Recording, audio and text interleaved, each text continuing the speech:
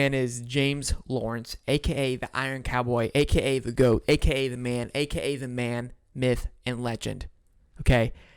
He completed 100 Ironmans, 100 triathlons in 100 days in a row. It makes me feel inadequate.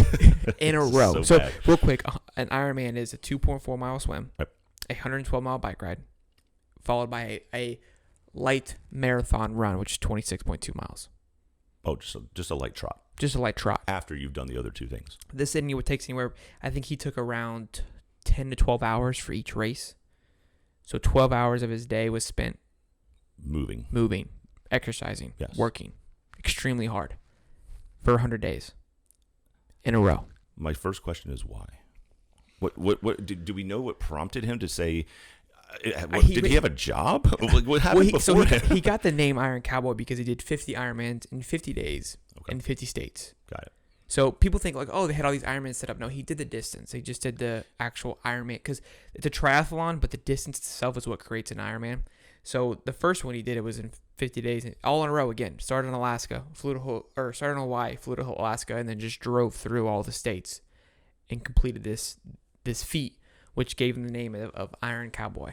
Because this is Iron Man, but he's a cowboy because he wore a cowboy hat during the races, right? So he created this whole mantra persona during this first feat. Just sweating BDE at this point. Completely sweating BDE. An absolute icon, a hero, for sure. Raised a lot of money in both events because just the awareness that he got from it, absolutely incredible. So he just completed this like 2 or 3 days ago. 2 or 3 days ago. His last race of the 100. 100. You know what he did the day after? The 100th one? Eat a pizza? I don't know. No, he did another one. Just because he was bored? Yeah. So he did 101, actually. Not even 100. He did 101 Ironman in 100 days. I think where the 100th one came from, because when he did the 100th one, there's a ton of people there. A lot of people rode with him. A lot of people swam with him. Like, it was this big event, right? It's like with all the people who were following Bubba running. Yeah, Forrest Gump. Yes. So Forrest. Yeah. So the last one was huge, and I think he wanted to do one where it was just like one last one by myself with my people. It's kind of that vibe that I got. I haven't really seen much him saying, "Hey, here's why I did it." And two, stopping is not easy. He posted a video just the other day. I was watching it where he was like, "I'm really foggy right now. I'm kind of in a weird space. I'm headed to the doctors now to see like any stress on my body, like what happened." And it's watching him talk. I was like, it's gonna be hard to come from that. So let's talk about that a little bit. You completed an Ironman. Yep. What, roughly about a year ago? No, not yet. About 8 months ago. Okay. 7 or 8 months ago.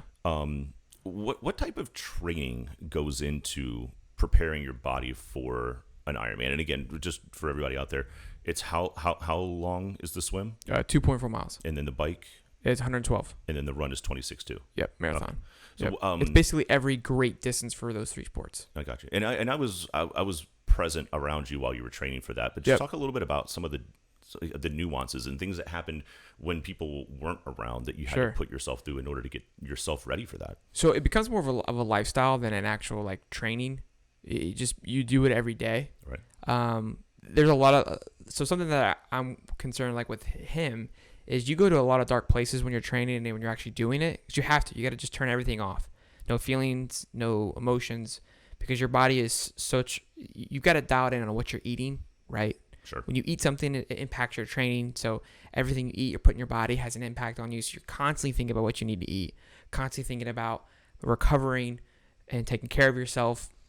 So this mental state that's the hardest part that people can't see and you can't really grasp or understand how to train your mind, right? Your body is it's a muscle group. So it starts just to kind of do its own thing. So 101 days, like you become in a rhythm, right? Your body just knows what to do when it wakes up, but it's the mind that gets really flustered.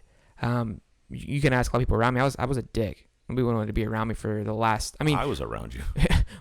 I wasn't gonna go there, but you were a little grumpy. Yeah, it was just. I remember a fishing trip that we tried to take with you, and just moody. Yeah, you were just a little bit of an asshole the entire time. Yeah, because you're constantly thinking about what you're gonna have to go do. I mean, you're training 15 hours a week. It's grueling. So when you were done, and if anybody who can't see it, there's a picture behind you of you crossing the finish line. Yep.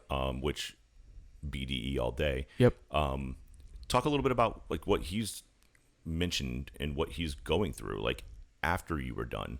Yeah. So when you finish, I was actually telling myself the other day, when I was training, I had more of those like moments of like excitement, of cheer, because when you're training, I'm visualizing. When I was running, I'm visualizing finishing, hearing Mike Riley saying, "Joe Walker, you are an Ironman," right? And that's going through my veins. I'm running. I got the music pumping, and I'm getting emotional as I'm training.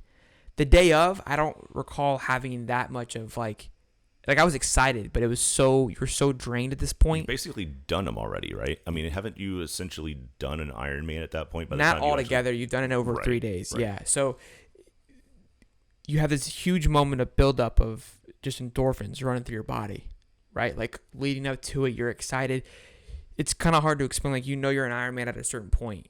And I think probably my biggest moment, I was by myself, and I heard everybody at the finish line, and there was one guy standing at the right, like it was pitch black. I got finished pretty late. It took me 16 hours. So I was by myself at this last point here. Like the last 3 miles, I walked by myself.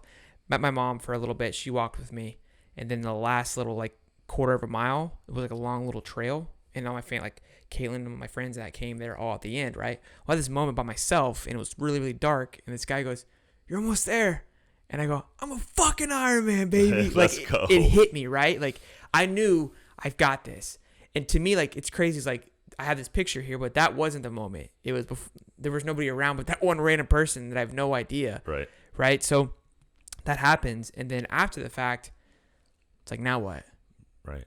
Right. You kind of go home. I ate a lot, which I was happy to eat, like whatever I wanted and not cared. I got a little fat, which is whatever. But you can't, like, I was happy. It was cool. Like, I was happy to be done with it. It felt good, and I was really happy. But then there was a moment there where I was kind of like dull, because it's like a lot of open space to fill. Yeah, like it's just your mental. It's a weird mental drawback, food wise and physical wise. That's another thing. But like the mental part of it was weird to overcome. And I can only imagine what he's going through. Dude, it's crazy. Like I'm like, he looks good. He looks fine in the face, but I know what from just doing it that one day. Right. I mean, dude, you literally turn everything off. You have to. You become a robot. Almost like PTSD, like post-traumatic. Seriously, like you've put your body through so much day after day after day, and then they're like, "Okay, you're done." Yeah, like your body kind of is there's gonna be a little bit of shock. I've seen some videos and you look happy and looks fine, but I'm like, mentally, dude, it's like. Well, the problem for him is he's gonna have to spend a lot more time with his family and realize. Well, they were there with him, but yeah, like you gotta be awake and stuff. Bro, he was sleeping like in a freaking cryo chamber or whatever they're called. Yeah. Like the amount of work that he put into this is absolutely insane.